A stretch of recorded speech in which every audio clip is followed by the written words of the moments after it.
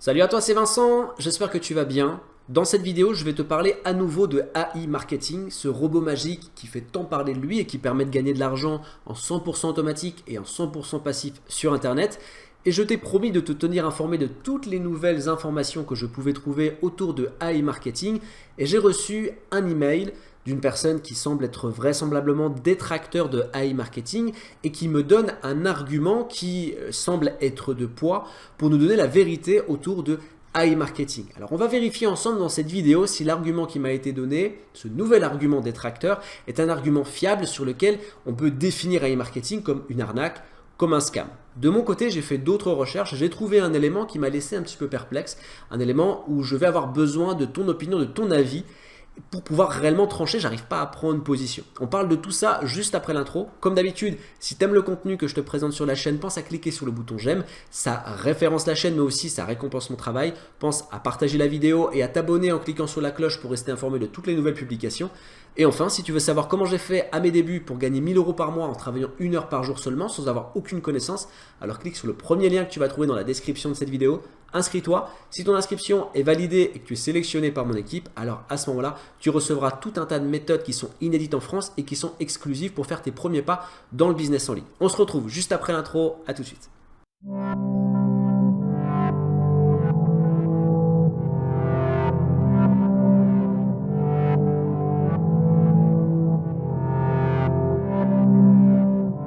Ok, c'est parti. La vidéo, je l'ai décomposée en 3 grandes étapes. Dans la première étape, je vais te faire un bilan très rapide des résultats que j'obtiens avec AI Marketing.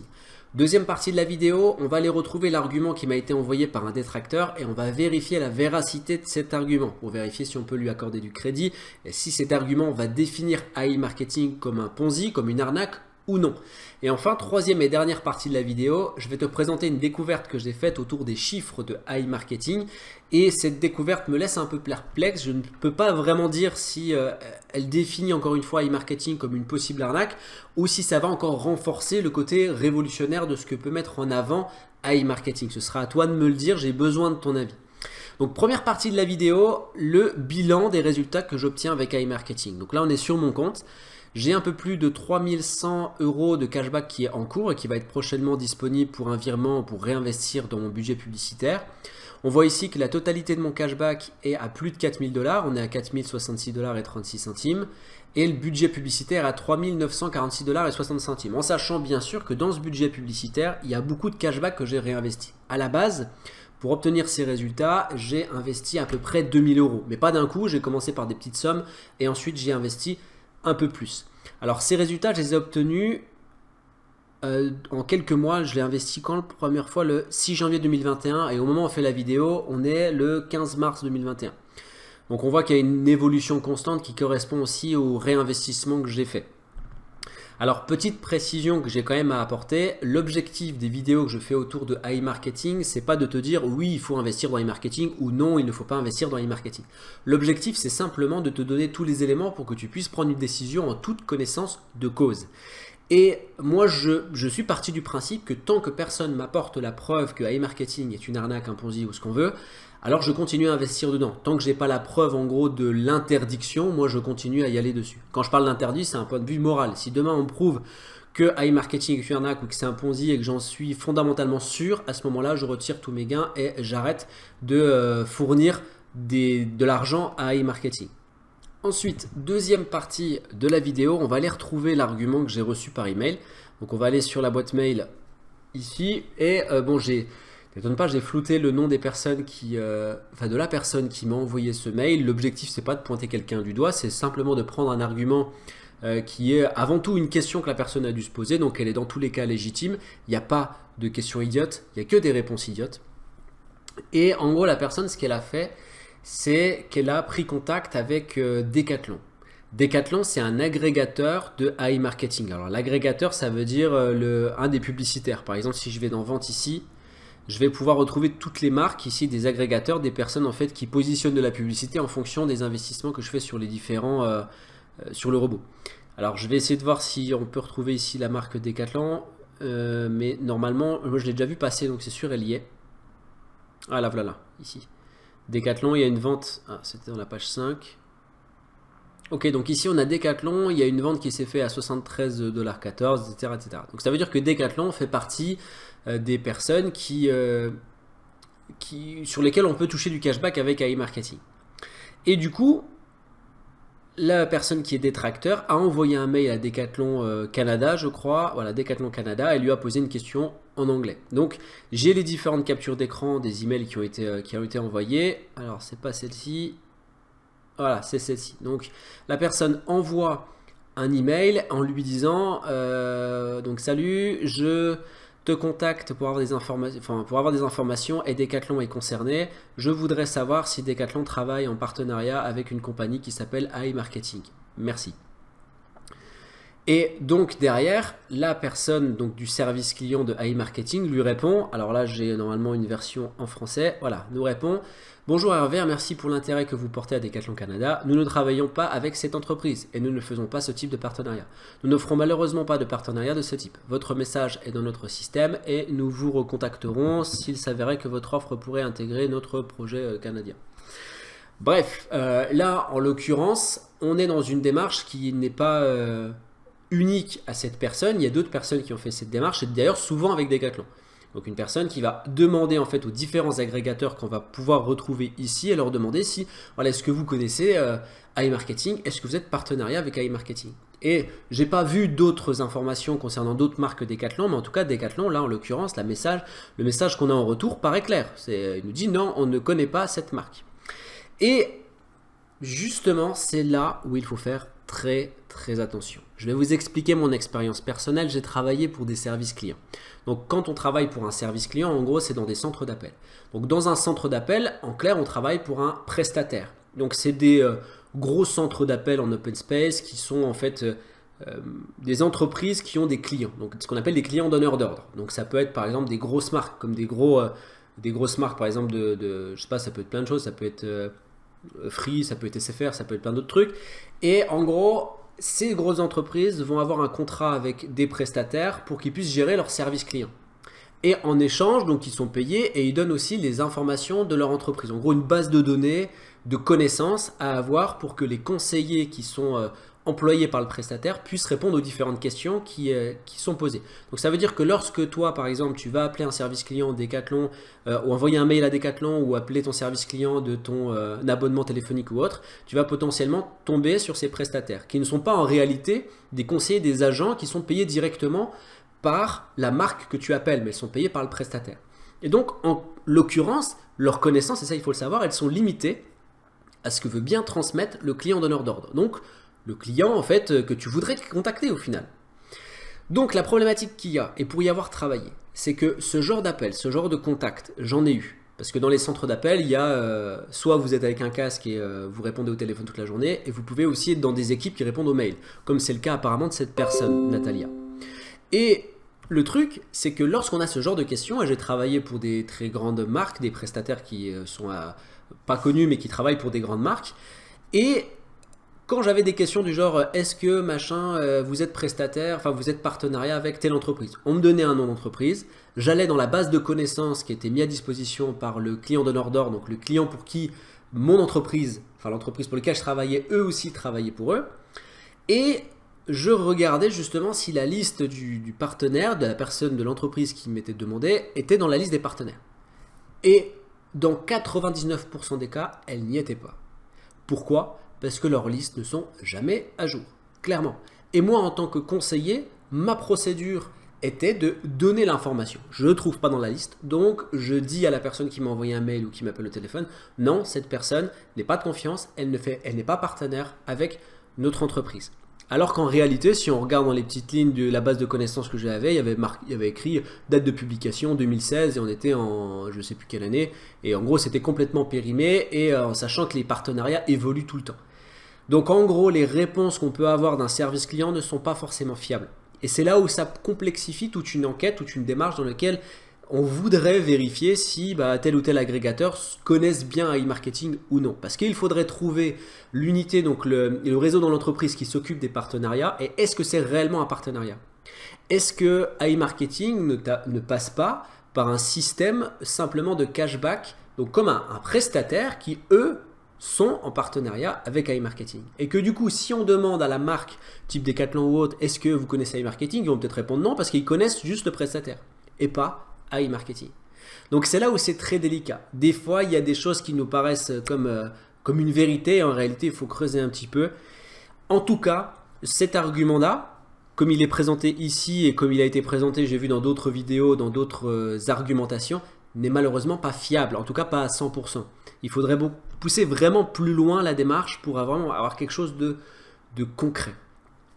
Donc voilà pour le premier argument.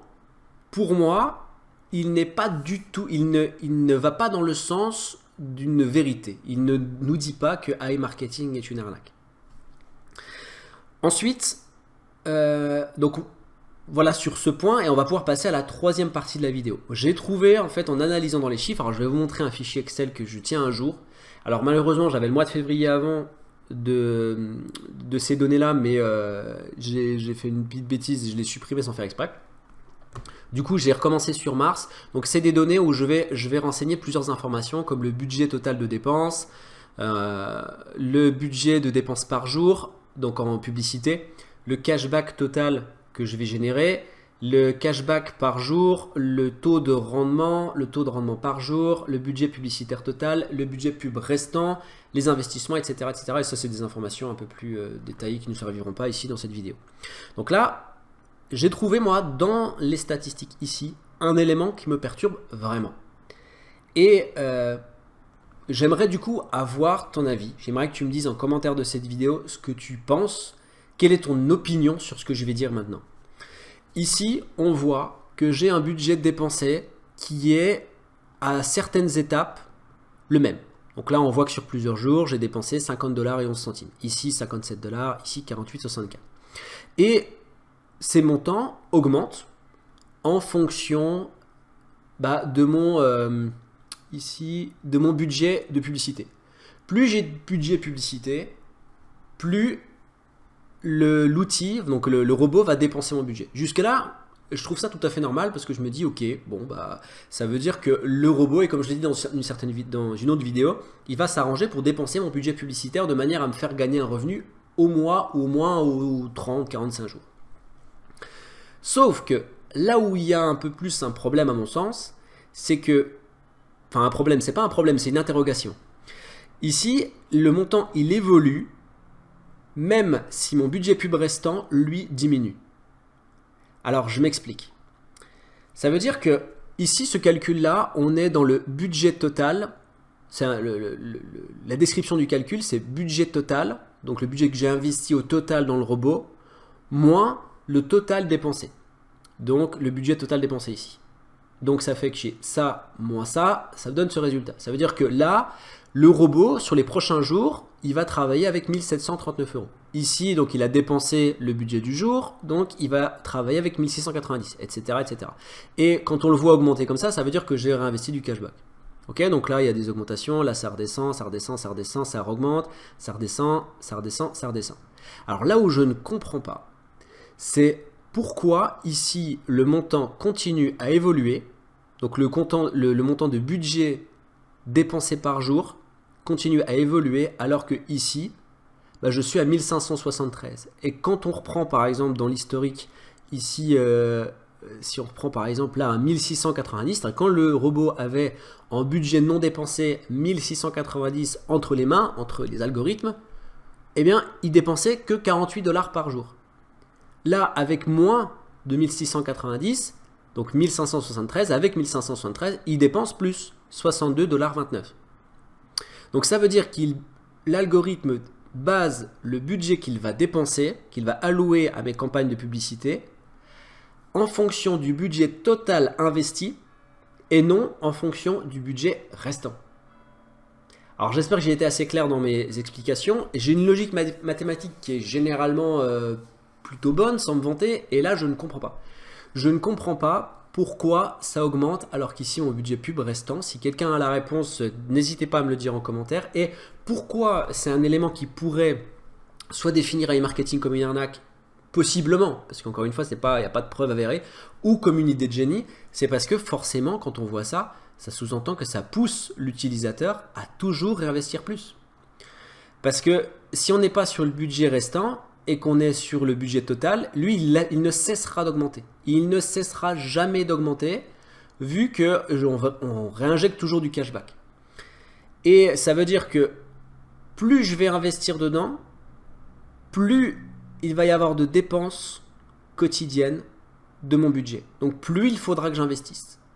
Donc ça veut dire qu'en réalité, on réinvestira toujours dans la machine. On ne peut pas la faire tourner, la faire tourner de manière linéaire. Parce qu'à un moment donné, dans mon plan d'investissement, ça a été de me dire, bon bah voilà, je vois que mon taux de rentabilité par jour, il est à 84% de moyenne. Donc je me dis, bah, je veux me faire $100 par jour. Je sors une calculatrice. Je veux me faire $100 par jour, donc c'est simple. On va dire, allez, il me faut à peu près $120 de budget journalier. Je vais multiplier par 0,84 pour faire 84% ici de bénéfices. Et j'ai à peu près $100. D'accord? Donc ça veut dire que si je fais si je fais $220,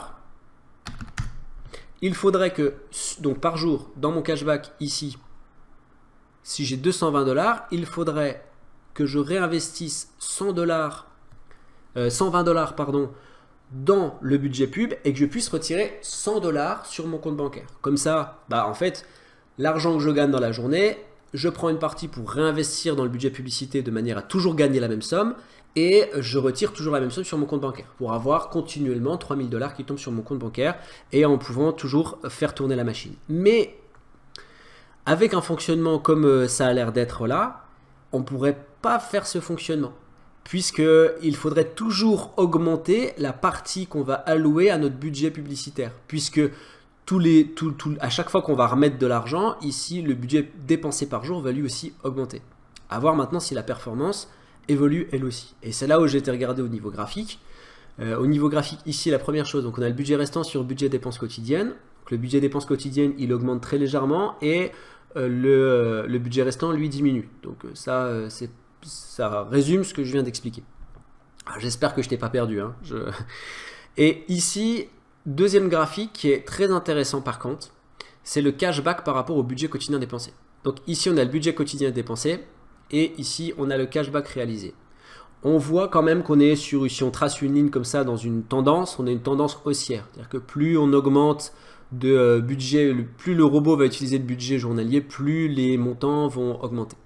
Autre chose qui va être très intéressante, et là je pense que toutes les personnes qui font de la publicité sur Google Ads, tout ça, vont me rejoindre, c'est qu'on a une courbe qui est assez représentative de la réalité d'une campagne de pub. Une campagne de pub, elle a un lancement, une vie, une mort. Un lancement, après on relance une autre campagne, un lancement, une vie, une mort. Et on le voit ici en fait. C'est-à-dire qu'ici, on voit bien que ce serait le lancement d'une campagne qui se pérennise, qui atteint un pic, donc du maximum qu'elle peut toucher, et elle diminue. Et elle meurt.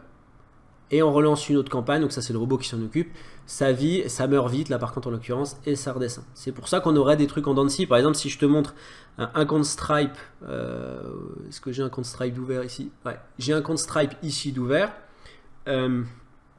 C'est un compte Stripe, c'est lequel? C'est le compte Stripe, donc ça c'est un compte Stripe de pub justement. Donc ça c'est une bonne chose, donc c'est un compte Stripe sur lequel j'ai fait de la pub, la publicité Google Ads. Et si on prend par exemple, on va prendre depuis le départ, voilà, on retrouve un petit peu cette même courbe ici avec des pics comme celui-ci qui vont justifier le lancement d'une campagne de pub avec des gros revenus et ensuite la mort de la campagne qui redescend jusqu'au prochain lancement d'une campagne et qui va augmenter, etc. On retrouve la même chose ici, donc ça justifie le côté statistique. Donc comme je l'avais dit dans une précédente vidéo, si AI marketing est une arnaque, c'est une arnaque qui est faite par des gens qui connaissent très bien les fonctionnements de la publicité et les réactions qu'il peut y avoir dans l'univers de la publicité. En clair, résumé de cette vidéo, je n'ai pas de... Concernant l'argument qui m'a été envoyé, clairement pour moi, c'est pas un argument fiable. C'est pas un argument fiable du tout. Concernant le point que j'ai trouvé au niveau chiffres, j'aimerais vraiment avoir ton avis parce que je suis assez perplexe. Soit, effectivement, c'est un outil qui est utilisé par AI marketing pour pousser les gens à toujours investir plus parce que ça peut tourner comme ça dans un Ponzi. On veut toujours que les gens réinvestissent. Ou alors, c'est simplement une idée de génie de la part de AI marketing pour pouvoir augmenter encore plus les revenus de l'utilisateur puisqu'on est basé ici sur du budget pub total et non du budget pub restant. Et c'est vraiment à double tranchant. J'aimerais vraiment avoir ton avis en commentaire de cette vidéo. Et dans tous les cas, pour résumer toute la complexité qu'il peut y avoir autour de AI marketing, ce qu'il faut que tu te dises, c'est que la vérité d'AI marketing, on la connaîtra qu'avec le temps. On a beau se creuser la tête et tant que je recevrai des emails qui sont pour 99% des cas bienveillants, des emails où on me donne des arguments et on me demande d'éplucher un petit peu différents arguments, je le ferai avec plaisir. Et dans tous les cas, je te le dis, AI marketing, on ne saura pas si c'est une arnaque ou non, tant que le temps ne sera pas passé. Si le temps il dure et qu'il ne se passe rien, que ça ne s'écroule pas, alors dans ce cas, c'est le temps qui donnera raison à AI marketing. Et le jour où on saura que AI marketing est un scam ou une arnaque, ça veut dire qu'il se sera écroulé. Et il n'y a pas d'autre truc parce que c'est tellement bien foutu. C'est tellement bien fait, franchement. Au niveau chiffres, c'est tellement bien fait. Les seuls arguments qu'on peut avoir, que les gens disent, c'est les résultats, ils sont ouf, c'est trop ouf pour être vrai. C'est la seule chose qu'on retrouve. Donc, j'ai envie de dire, et c'est ce que je maintiens comme position depuis le départ, tant que tu n'as pas la preuve de l'interdit, vas-y. Par contre, la règle d'or à prendre en compte, c'est investir uniquement, mais vraiment uniquement, ce que tu peux perdre. Si tu as 1000 € de salaire et que ces 1000 € ils servent à nourrir ta famille, n'investis pas. C'est suicidaire de faire un truc pareil. Voilà, et encore une fois, je le redis et je le répète, et ce sera pour terminer cette vidéo, je ne fais pas cette vidéo pour dire oui, il faut investir ou non, il ne faut pas investir. C'est à toi de faire tes choix en toute âme et conscience. Et il y a d'autres moyens qui existent sur Internet pour gagner de l'argent, des moyens qui sont très bons et très efficaces, qui demandent plus de travail qu'AI marketing, c'est sûr, parce que là, il n'y a pas de travail à faire à part cliquer sur 3 boutons. Il y a des business qui existent. Lorsque je me suis lancé sur Internet, j'avais aucune connaissance et en 1 heure par jour de travail, très rapidement, j'ai atteint les 1000 € par mois. Et j'étais employé à ce moment-là. D'ailleurs, je travaillais dans un fameux centre d'appel et je travaillais justement sur ma pause repas pendant 1 heure et ça m'a permis d'atteindre les 1000 € par mois.